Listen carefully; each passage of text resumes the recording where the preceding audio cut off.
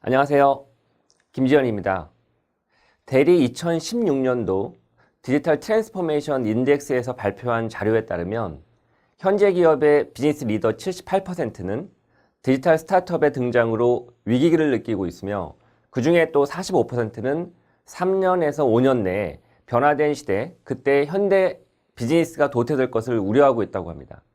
즉, 주요 기업들의 경영진은 이 디지털 기반의 체질 변화, 혁신 이런 걸 하지 않으면 5년 내에는 위기를 겪을 것이라는 것을 피부로 느끼고 있다는 것이죠.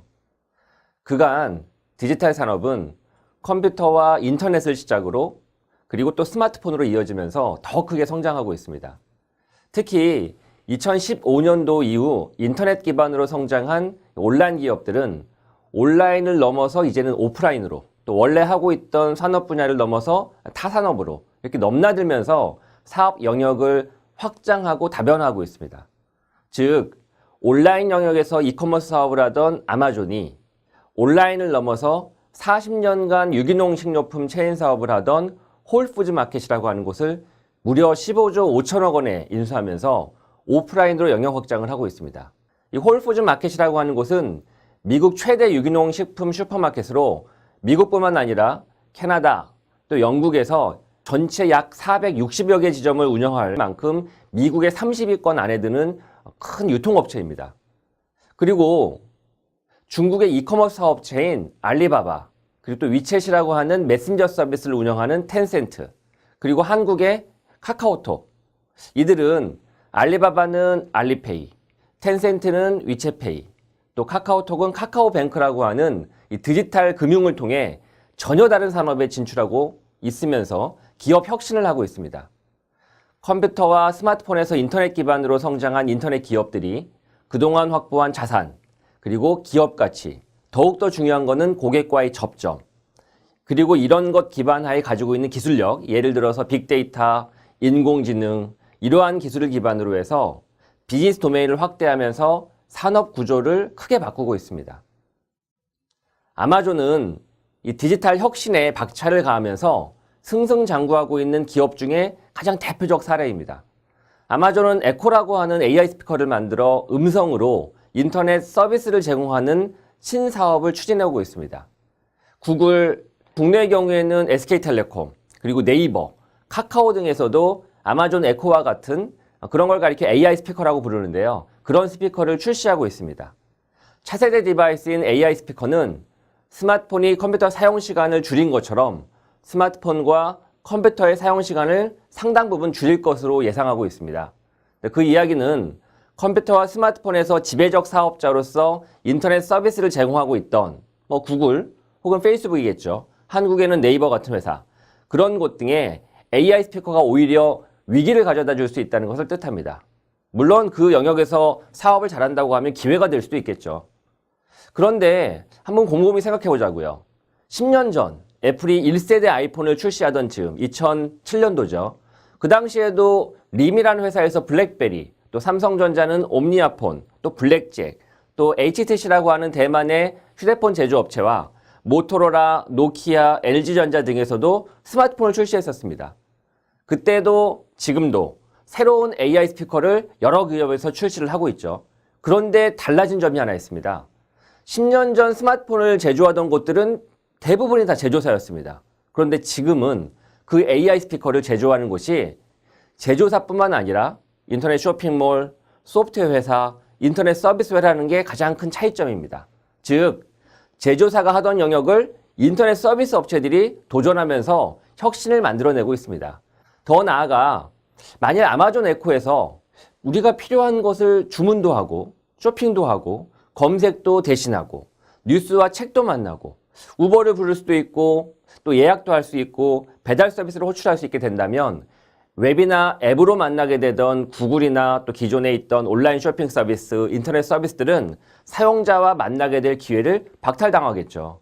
마치 구글과 네이버 검색에 노출되지 않는 그런 인터넷 웹사이트는 사용자들과 만날 기회를 잃게 되는 것과 똑같은 셈입니다.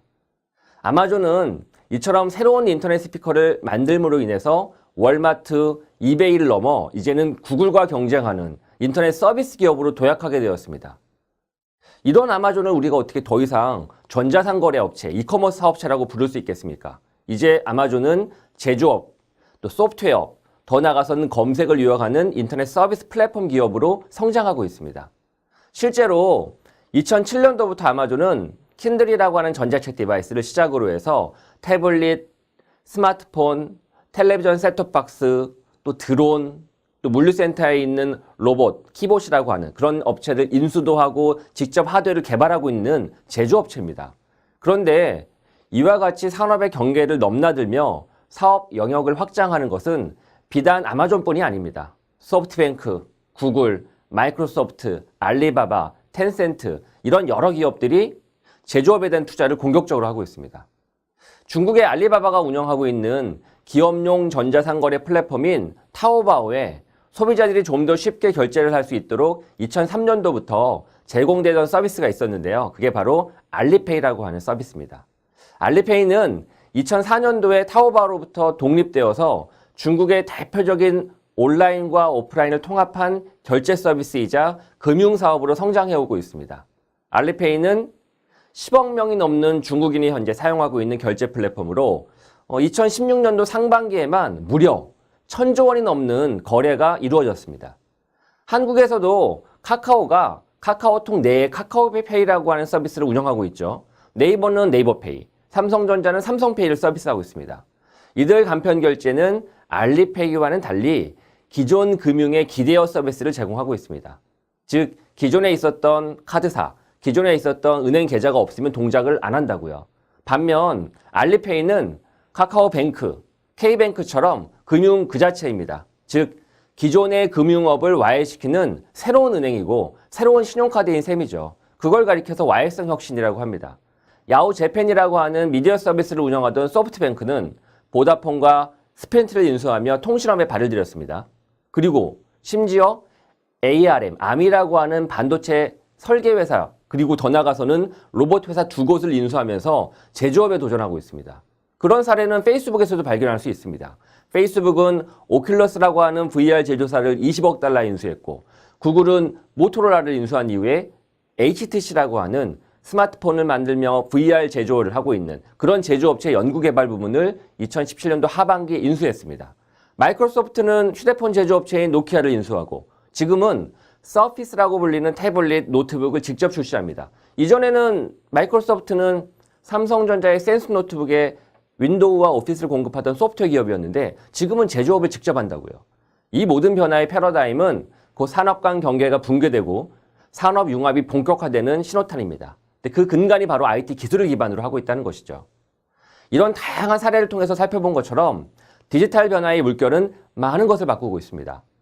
기존 기업들과 산업을 보호해줬던 진입장벽은 대부분 허물어졌습니다. 기존 비즈니스 모델의 유통기한은 점점 짧아지고 있으며 경쟁 우위라고 하는 개념 자체가 의문시되며 도태에 대한 위험에 직면하고 있습니다. 하지만 이러한 변화 덕분에 새로운 기회가 만들어지고 있죠. 업계를 막론하고 모든 기업의 경영진들은 급속한 디지털 진화에 따른 기회 요인과 또 반대로 위협 요인과 이런 것들을 제대로 파악할 필요가 있습니다. 그리고 자사의 비즈니스 모델을 디지털 트랜스포메이션을 통해서 재창조하고 혁신하겠다는 마인드가 그 어느 때보다도 필요한 시점으로 보입니다.